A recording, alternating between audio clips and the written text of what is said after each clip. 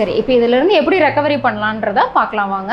என்ன மாதிரியான பண்ணலாம் அப்படின்னு சொல்லி பார்த்தீங்கன்னா, ஏதாவது ஒரு இன்ஃபெக்ஷன் இல்லைன்னா ஒரு ஃபீவருக்கு அப்புறம் வந்திருந்தது அப்படின்னா, ப்ராப்பரான நியூட்ரிஷன் இருக்கிற ஃபுட்டை நம்ம எடுத்துக்கலாம். அதாவது சத்து குறைபாடு இருக்கும்போது நம்ம அந்த சத்துக்களுக்கு தேவையானது எந்த டெஃபிஷியன்சி அதிகமாக இருக்குதுன்னு சொல்லி பார்க்கலாம். இல்லைனா காமனாக நம்ம வந்து பழங்களோட அளவுகளை அதிகப்படுத்திக்கலாம். கொட்டை விதைகள், அதாவது பூசணி விதை, ஆளி விதை, ஃப்ளாக் சீட்ஸ், இந்த மாதிரி வந்து விதைகள் வந்து அதிகமாக எடுத்துக்கும் போது அது நம்ம நரம்பு மண்டலத்தை வந்து ரொம்ப வலுப்படுத்துது.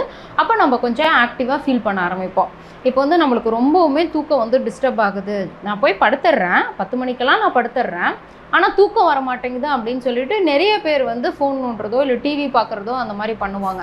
ஸோ அப்போ பண்ணும்போது அவங்களுக்கு எவ்வளோ நேரம் ஆகுதுன்னே தெரியல. சும்மா பார்க்கலான்னு எடுத்தேன் அப்படிம்பாங்க, ஆனால் பார்த்தீங்கன்னா ஒரு 1 மணி நேரம் 1.5 மணி நேரம் அதுலேயே வந்து ஃபுல்லாக டைம் ஸ்பெண்ட் பண்ணிவிட்டு அந்த 12:30 போது தான் கண்ணே ஃபுல்லாக எரிய ஆரம்பித்து ஒரு சோர்வாகி ஃபோனை வச்சுட்டு தூங்குற மாதிரி இருக்கும். ஸோ அப்போ அந்த இதை வந்து ஹேபிட்டை வந்து நம்ம மெயினாக கண்டிப்பாக மாற்றியே ஆகணும். தூக்கம் வருதோ இல்லையோ நம்ம வந்துட்டு போய் 10 மணி அப்படிங்கும்போது படுக்க ஆரம்பிச்சிடணும். இனிஷியலாக அந்த தூக்கம் வராது தான், ஏன்னா நம்ம பாடி வந்து நம்ம ரொம்ப நேரம் அப்படியே ஆக்டிவாக இருந்து பழகுனதுனால அந்த மெக்கானிசம் மாறுறதுக்கு டைம் ஆகும். தூக்கம் வரலினாலும் நம்ம அந்த இடத்துல ஃபோனை எடுக்காமல் நம்ம அமைதியாக இருக்க ட்ரை பண்ணிக்கிட்டே இருந்தோம்னா ஒரு குறிப்பிட்ட நாட்களில் நம்மளுக்கு ஆழ்ந்த தூக்கம் வர ஆரம்பிச்சிடும். அப்போ ஸ்லீப்பிங் பேட்டர்னை நம்ம மாற்றும் போதே காலையில் எந்திரிக்கும் போது ஒரு டீப் ஸ்லீப்போடு எந்திரிக்கும் போது நம்ம ரொம்ப நல்லா ஃப்ரெஷ்ஷாக ஃபீல் பண்ணுவோம். மெயினாக பழ வகைகளை வந்து அதிகமாக எடுத்துக்கிட்டு ஜங்க் ஃபுட்ஸை அவாய்ட் பண்ணும்போது நம்ம இந்த இதிலேருந்து ஈஸியாக வெளியே வந்துடலாம். இன்னொன்று தைராய்டோட டெஃபிஷியன்சி இருக்குதா அப்படிங்கிறத நம்ம பார்க்கலாம். வேறு எந்த சிம்டமும் இருக்காது, ஒரு டயர்ட்னஸ் இருக்கலாம், இல்லைனா ஒரு கூட சேர்ந்து ஒரு ஹேர் ஃபால் இருக்குது அப்படின்னாலுமே நம்ம வந்து ஒரு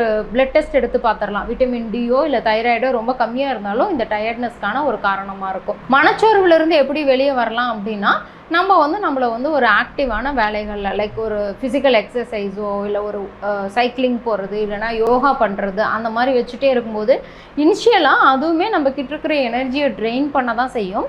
பட் நம்ம தொடர்ந்து கன்சிஸ்டண்ட்டாக அதை பண்ணிக்கிட்டே ப்ராக்டிஸ் பண்ணிக்கிட்டே இருக்கும்போது பாடி மைண்டு ரெண்டுமே ஃப்ரெஷ் ஆயிரும். அப்போ நம்ம ஈஸியாக இதிலேருந்து வெளியே வந்துடலாம்.